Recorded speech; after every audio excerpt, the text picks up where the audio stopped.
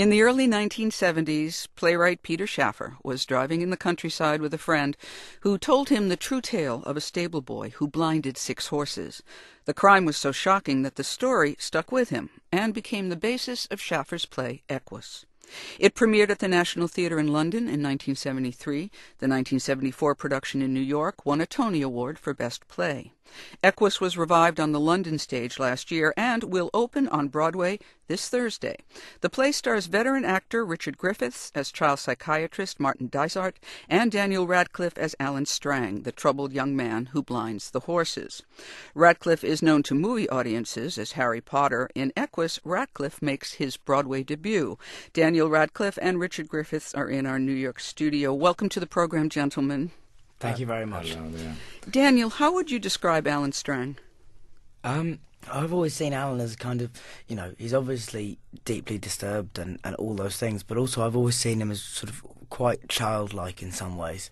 But also he's somebody who, although he has never appeared to be academic or displayed any outward signs of great intelligence, he has this inner life and this imagination whereby he is kind of meticulously created this religion, and he's kind of amalgamated all these things from his childhood, be they westerns or Christianity or parts of his dad's belief and his mum's beliefs, and he sort of slammed them all together and imposed them and on this god, which is the horse. The horse is the thing he has chosen to worship because of the various instances in his childhood where it made an impression on him.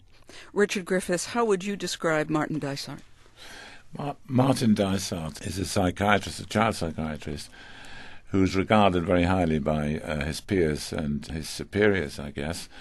And this is all rather good, except that he himself is struggling from various elements of what I believe today are called countertransference. In other words, he's picking up bits and pieces of the traumas that he's trying to resolve in his patients.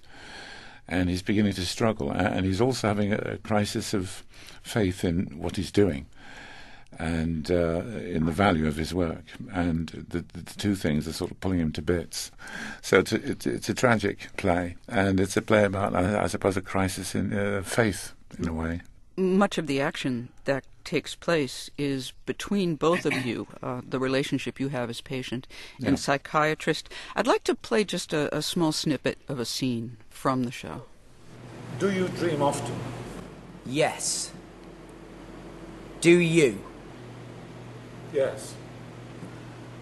Do you have a special dream? No.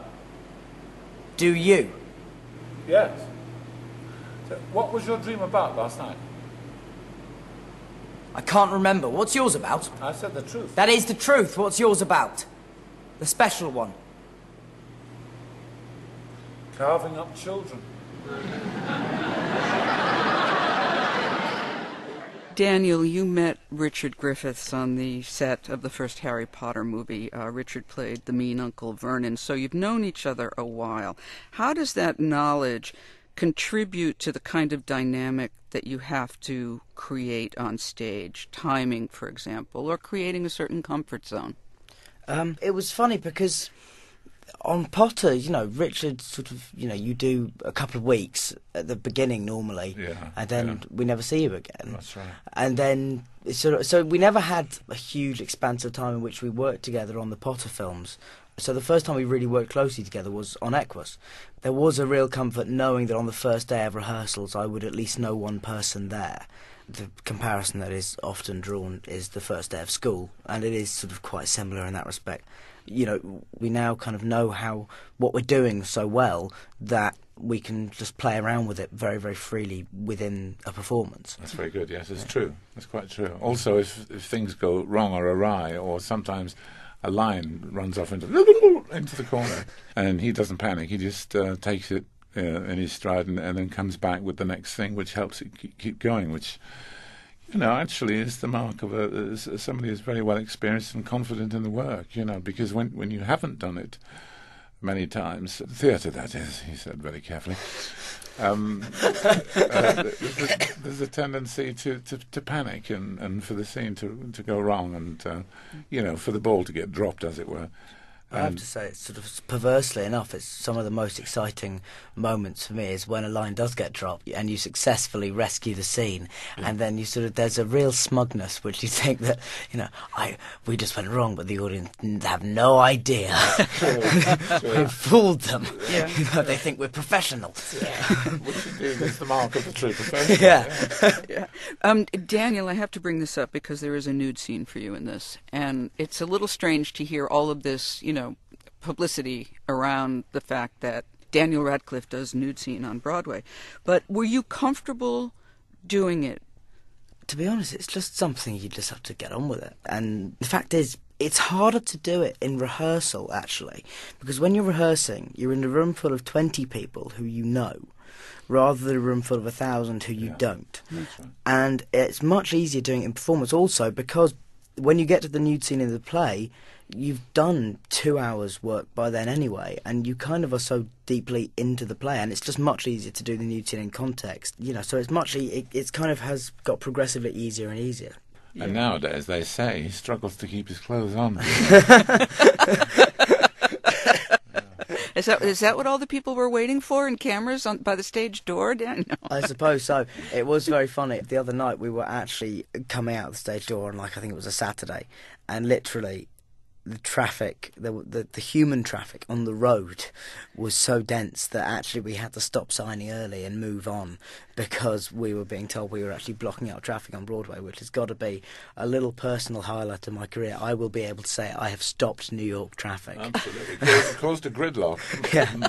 Made fans everywhere happy with that one. Yeah. Richard, you're a long-time, critically acclaimed British actor. You won the Tony for Best Actor in The History Boys, as well as many other awards. What have you learned from Daniel? Oh, just how to deal with envy, really. No, I just think that what I've learned from it, that you really can take young people who are, inexperienced, if you like, but you can ask enormous things of them, and they'll rise to the occasion. And it's something that should be looked at more widely in other circumstances in life.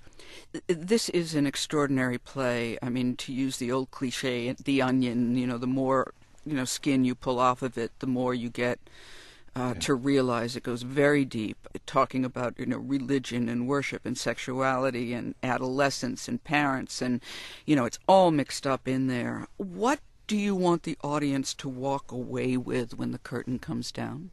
I want people to go away with a sense of Alan's story, and the relationship for me, the key relationship is Alan and Dysart, and I think it's very moving and exciting. And so, I just want people to be excited by the play. And I think there are a lot of people, because of the Potter connection, who are coming to the theatre for the first time, and we are giving them this, blow your socks off theatrical experience. And so one of the things I hope people come away with is a real sense of how exciting the theatre can be. Richard? It's about the law of unanticipated consequences, which is that every character, every person listening to this broadcast, every one of us, right now, this very instant, is here as a direct consequence of everything that's happened to you in your life. And you just happen to be here at this split second now listening to this. But in the case of Alan Strang, he's a very young man who performs a bizarre and strangely wicked act. And the play is a thriller, but it's not a whodunit. We know who done it. We know what they done. We know that right from the get-go. It's the very first scene. It's a why done it. The great thing about it as well, I think, is the fact that the ending is quite a violent, fierce whirlwind of events. And then what's wonderful is that in my head I've had this mental image of kind of the audience being blasted with all this stuff, and then just as they leave the theatre, the dust begins to settle, and there's all these kind of ideas that have been left behind just for them to wonder about. The play does that. You get moments of intensity that suddenly turn on themselves and become absurd, and there's a good laugh there. And we enjoy that, but you can't work for the laugh because that would undermine the play. Yeah. It's really interesting. Daniel Radcliffe and Richard Griffiths star in Equus. The play opens at the Broadhurst Theatre in New York City this Thursday. They joined us from our bureau in New York. Thank you both very, very much. Thank you very much indeed. Yes, thank you for having us, Lauren. It's been fun. To hear more from my conversation with Daniel and Richard and to see photos from the play, go to npr.org/soapbox. This is NPR's Weekend Edition, directed by Laura Krantz, with production help from Charla Bear, Gemma Waters, David Nogueras, Katarina Valdivieso, Elsa Chang, Jessica Najunas, and Patrick Jaron Watananen. We had help from our librarians, Kima Leski and Mary Glendenning. Our technical director is Burke Hunn, and our engineer is Kevin Waite. Our theme music was written by B.J. Liederman. Our show was edited this week by Ann Hawk and senior editor Jenny Bergall. Our show was produced this week by Ned Wharton and supervising senior producer Devar Iran Ardalan. I'm Leanne Hansen.